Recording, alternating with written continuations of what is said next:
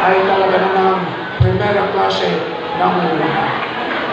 Ito ang bisyon din ninyo na tutulong kayo para sa ganun ang inyong alma mater ay lalong makikilala. Hindi lang ako sa Matubong Isabela, kundi kaya buong Pilipinas.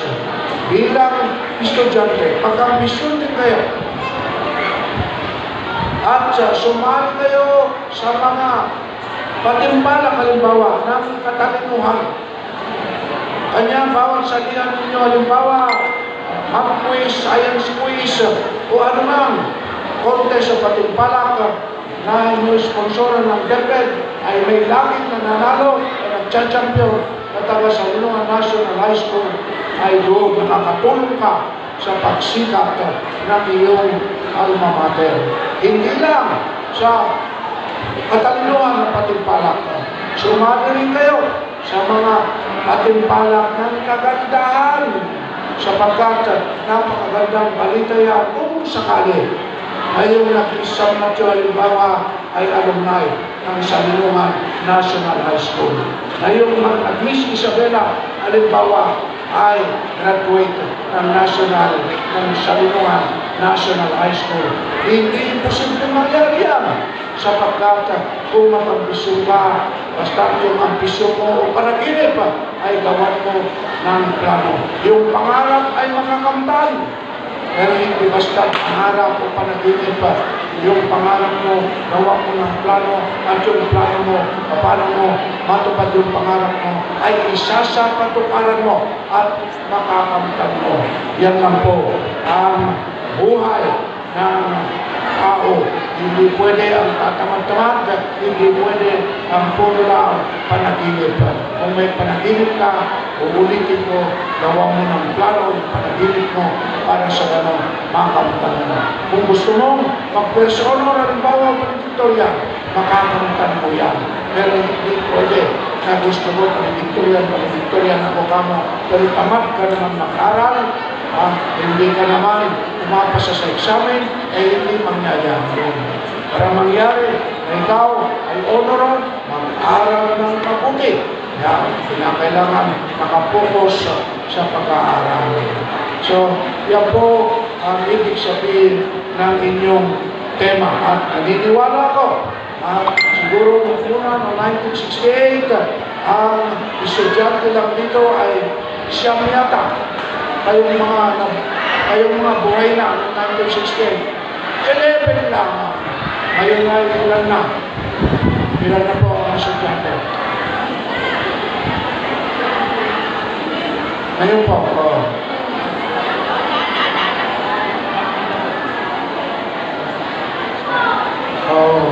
Ang estudyante o populasyon ninyo ay 1,132 na. Ang totoo niyan, pangatlo ito sa pinakamalaking populasyon. Namumuna yata sa National Vocational o di kaya Iblan Junior College. At ito na, pangalawa, hindi kaya pangatlo. Ngayon, maski maganda ang pasilidad, maski sikat na sikat ng araw, alam naman yan ang mga magulang, alam din ang mga mag-aaral kung how siya ang klase ng edukasyon.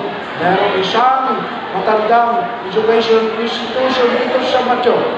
At tanda ko, nung nag-aaral ako sa Iblan, 1,000 mahigit ang populasyon ng Iblan. Sila naman ay 800 o 900 umahabol. Ang Iblan ngayon ay 2,000 ang mahigit.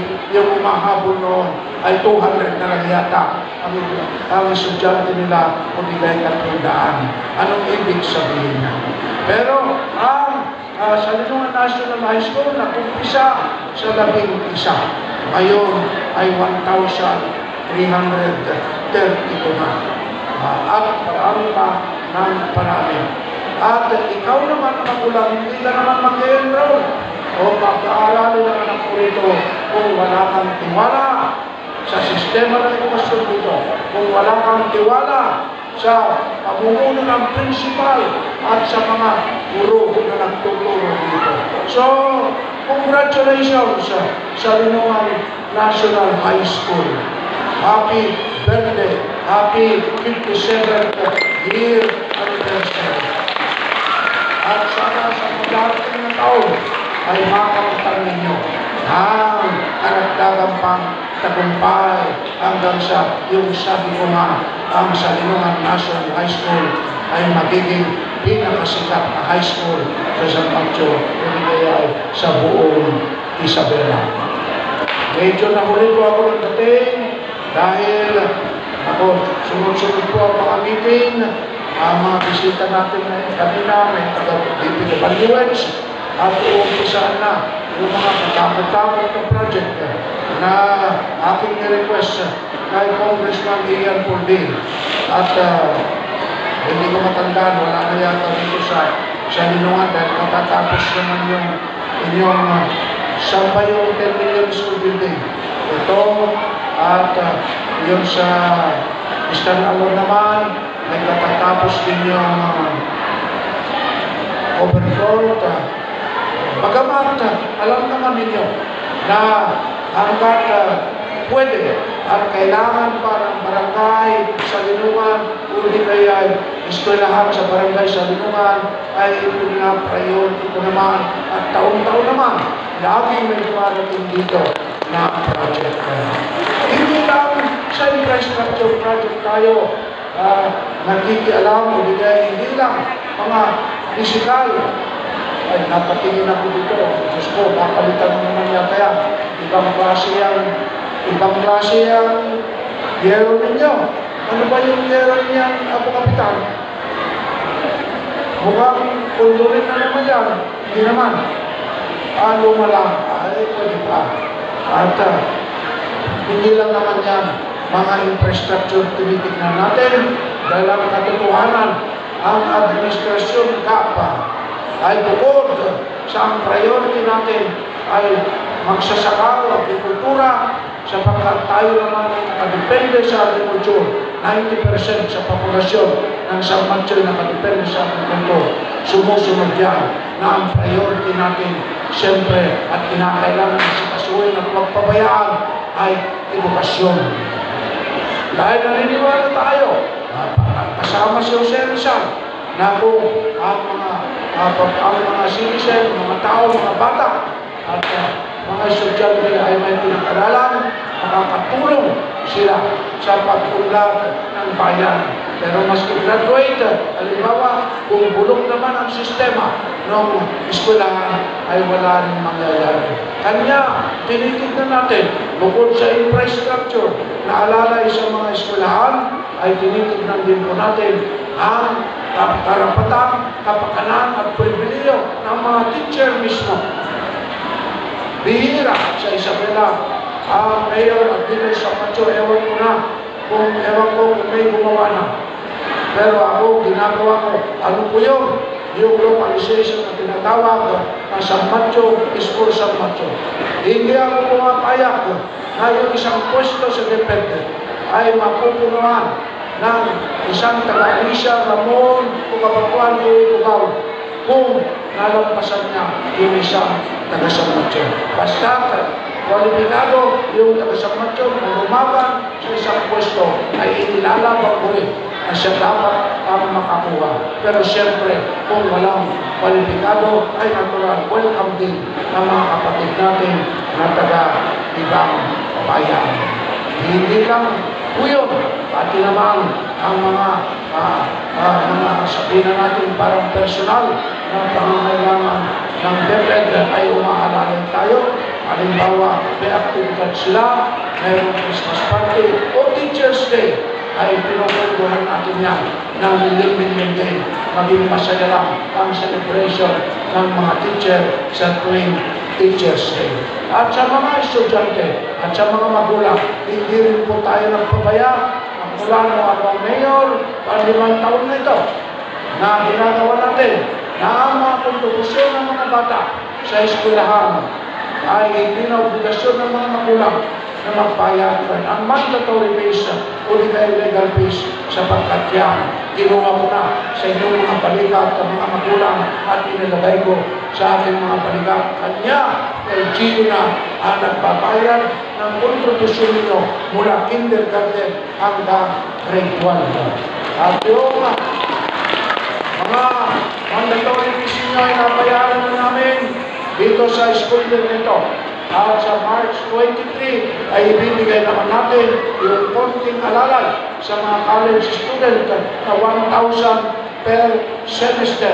Maski may dati ka ng scholarship, bro scholar ka, o tulong-tulong scholar ka, o ano pa man, ay matatanggap ko pa rin yung konting alalay ng LGU San Mateo na 1,000 per semester sa alkaman nag-aaral, government o private, o maski nag-aaral ka pa sa Manila o Ligayay, Mindanao. Yan po ang mga kasalukuyang programa natin sa edukasyon. Hindi po tayo magpapabaya at kung ano pa ang mga dapat inalalay at isama sa kasalukuyang programa ng edukasyon dito sa Mateo ay gagawin natin. Yung local school board ay pinupulungan natin din ng sapat-sapat at sapagkat gusto ko ang mga teacher na magiging regular ay manggagaling sa LSB, hindi kay local school board, sapagkat yung LSB teacher o hindi kay yung LSB ay siyang training ground ng isang guro na magiging regular teacher ng DepEd.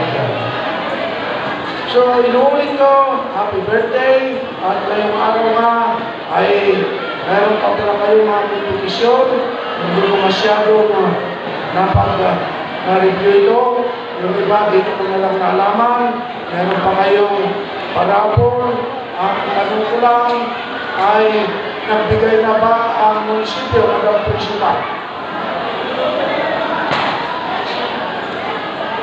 Wala, may binigay ba ang munisipyo dito sa inyong foundation din? Ano po?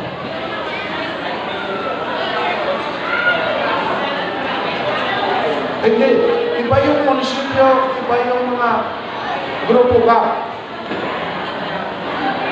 Timkap, wala daw.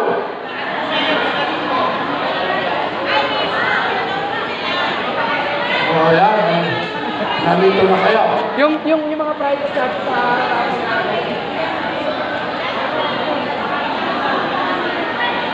Sir, merienda niyo po tsaka yung candidate, yung si Jomel po. 1,000 ang yaman-yaman ng Tony Suya, 1,000 lang bigay niya. Kay si Sir Ay, Jomel. 3,000.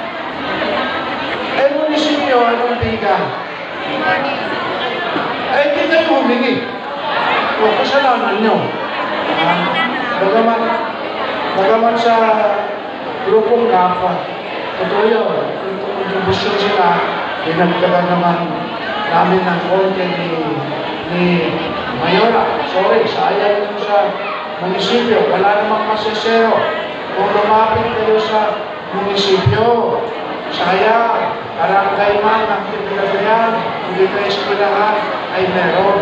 At yung mga ibang eskwela, ang liliit pa ng eskwela, as munisipyo yung first prize sa foundation day nila.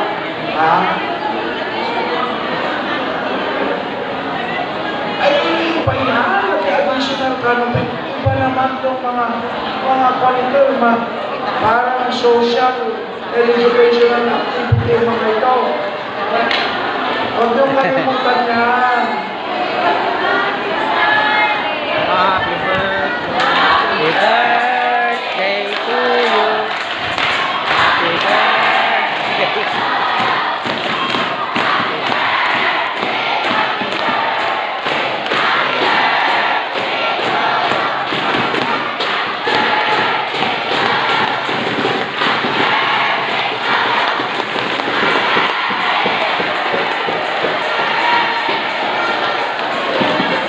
Thank you very much. Pero sa linggo pa ang birthday ko.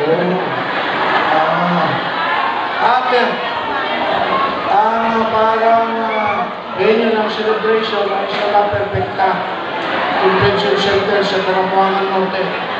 Imbitado kayo lahat. Lahat ng bata. Punta kayo. Basta may regalo kayo. Kung wala kayong regalo, wala rin kayong upuan. Yun lang yan.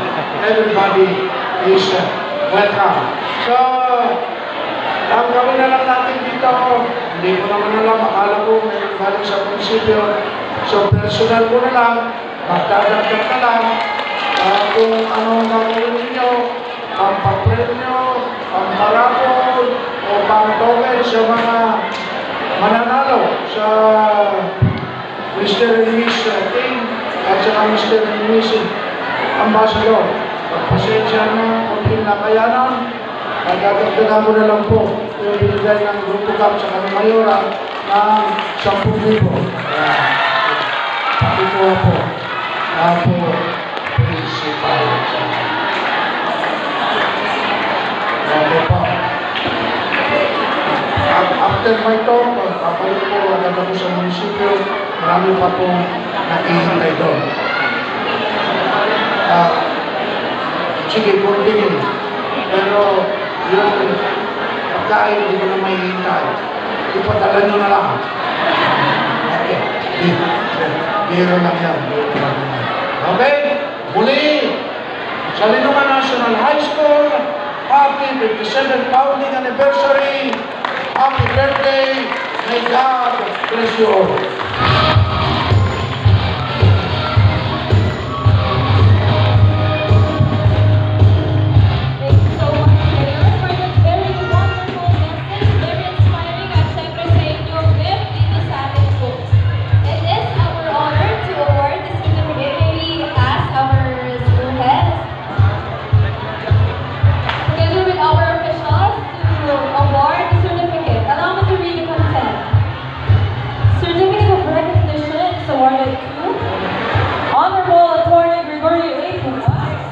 Our Municipal Mayor of San Mateo, Isabela, in grateful recognition for imparting valuable insights and inspirations as a guest speaker during the 57th founding anniversary of San Luis National High School, with the theme Forward SNH's Hearing with Winning and Resilient Drive on March 7, 2024 at San Luis National High School, San Luis West, San Mateo, Isabela. Given the 7th day of March of 2025 at San Luis National High School, San Luis West, San Mateo, Isabela. Signed, Edmond Estrero, 57th Founding Anniversary Director General, Master Teacher 1, signed, Ma'am Marlita Sagan, Co-Director General of Teacher 3, and signed, OIC School Principal, Ma'am Emerald Garrian. A round of applause please to our Municipal Mayor. Maraming salamat po.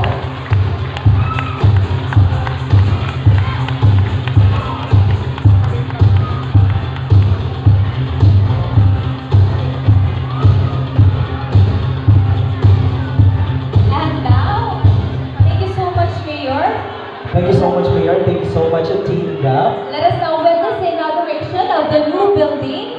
And together with our faculty and staff, spearheaded by our head teacher and school head, Ma'am Emerald and Ma'am Evelyn Palpalado. Together with the barangay officials, headed by Honorable Leonardo Pellerino. And of course, our Team GAP. Alright. This activity is a simultaneous activity. The inauguration and of course, the continuation of the school uniform category for Mr. Teen SNHS. Let me check your energy. Nandiyan pa ba kayo? Alright. Okay, very good. Very good ang ating mga learners. And now, let us continue the party. Let's have Mr. Teen School Uniform candidate number 4.